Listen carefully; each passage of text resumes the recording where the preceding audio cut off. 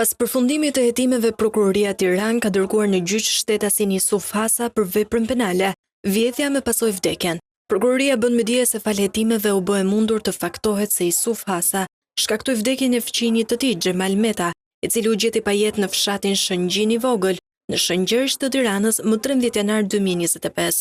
Ekspertiza mjekoligjore provoi se viktima humbi jetën si pasojë e dëmtimeve të forta në kokë, të cilat u shkaktuan nga mjete të forta si çekiçi.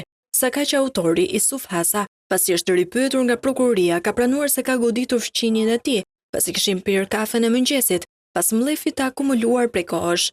Sipas tij, viktima shpesh i thoshte se nuk ishte burr, pasi qëndronte 4 ditë në punë pa ardhur në shtëpi e nuk dinte çfarë bëhej me gruan e tij. Autori gjithashtu pranoi që mori edhe sasi në paravi që viktima mbante gjithnjë me vete, të lidhura me një qese në qafë. Sipas prokurorisë, për shkak të marrëdhënieve të afërta që ekzistonin midis tij dhe viktimës, autori Yusuf Hasa ishte në dijeni të faktit që viktima mbante gjithmonë një qese me vete të lidhur në qafë, ku gjendeshin paratë e tij dhe pasi kreu aktin e vrasjes u largua drejt shtëpisë së vajzës së tij në Vor, ku la armën e krimit dhe sasinë monetare.